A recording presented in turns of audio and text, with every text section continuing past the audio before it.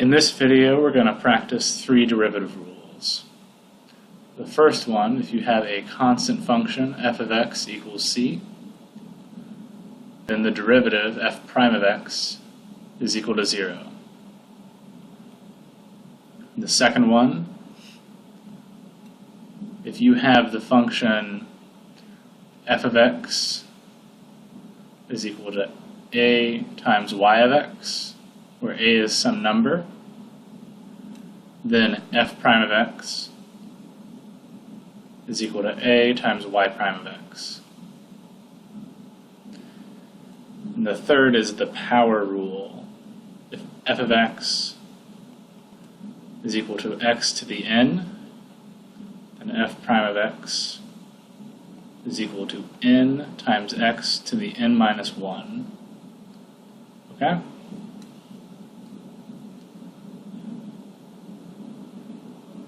Let's think about why these make sense. For this first one, if your function is just a number, it's going to be constant, right? Here's f of x, and here's x. If this is c, that's a horizontal line. The slope is 0. Slope is 0 means that f prime is equal to 0, because f prime is the slope. For this one, you can think about it like this. If you're taking the derivative of a times y of x, you can just move that a outside of the derivative.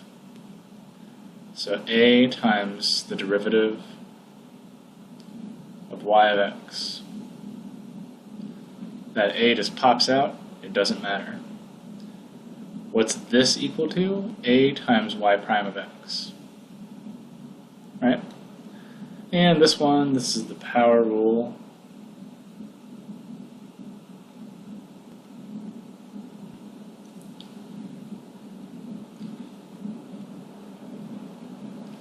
If you have f of x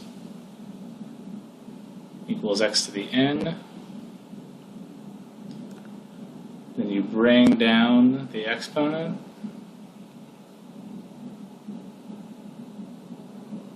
and subtract 1 from it. Okay, so n times x to the n minus 1.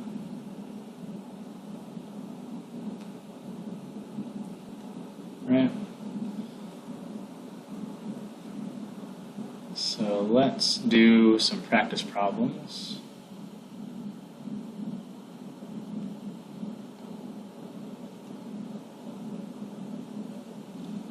So example number 1,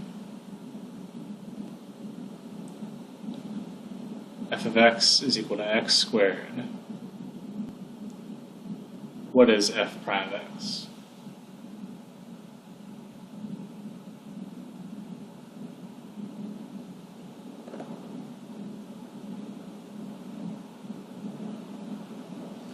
Okay, which rule do we have to use? We have x raised to an exponent, right? Some power. So we're going to use the power rule. F prime of x. Remember, the 2 is going to come down.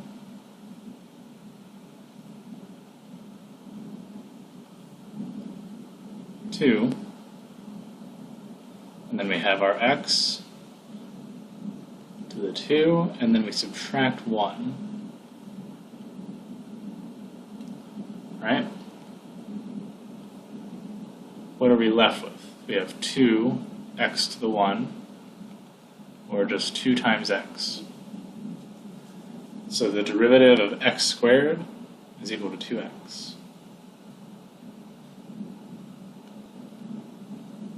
For our second example, let's say we had f of x is equal to 10. What's f prime of x? Well, f prime of x Our function is just a constant, so by the constant rule, f prime of x is equal to 0. Okay? Let's do another example, example 3. Let's say f of x is equal to 5 times x squared. What is f prime of x?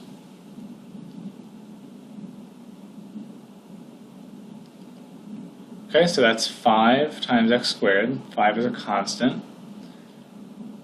So we can ignore that. We can pull it out. And then we have the derivative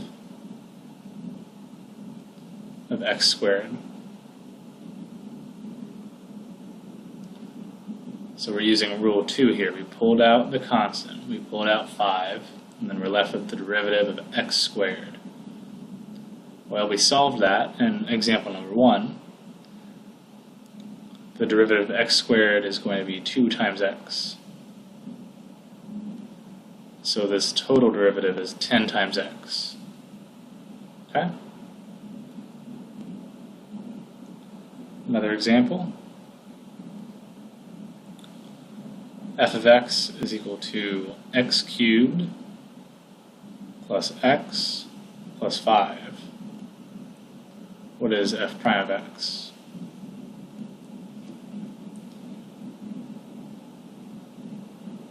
Okay.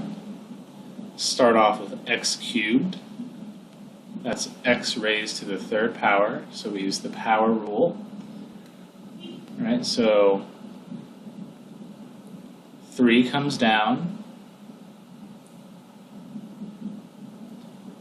Then we have x to the 3 minus 1, right? Plus, what's the derivative of x? We could use the power rule, or we could just think about what the slope of x is. The slope of x is just 1, because that's a 45-degree angle, right? The graph of y equals x looks like this, right? Oops. Looks like this.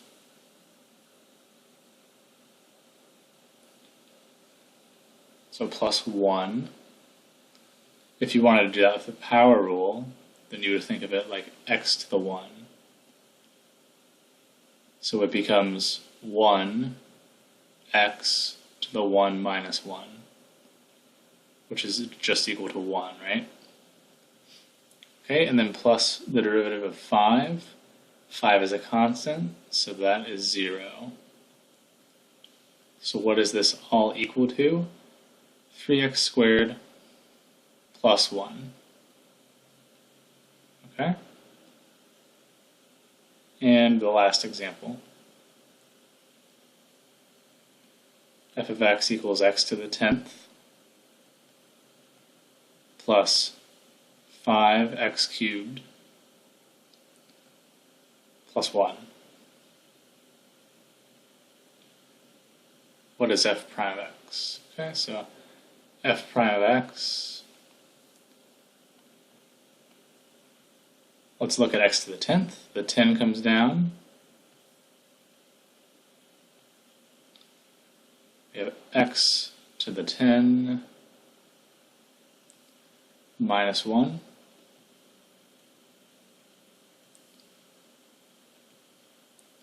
We have 5 times x cubed, so that's a function multiplied by a constant. So we leave the constant alone and we take the derivative of this function, x cubed. We did that in part 4. We know the derivative of x cubed is 3x squared. So 5 times 3x squared. And then the derivative of 1 is 0, so plus 0.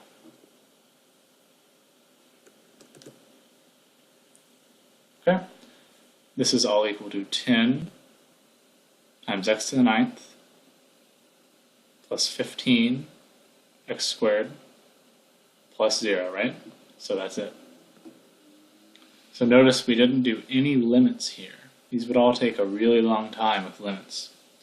But with these derivative rules, these problems are much simpler, right? You just think about which rule you have to use, and then just apply the pattern. Pattern for this one, the derivative of any constant is 0. Pattern for this one, just move the constant outside the derivative, essentially leave it alone. And the pattern for this one, exponent comes down and you subtract 1.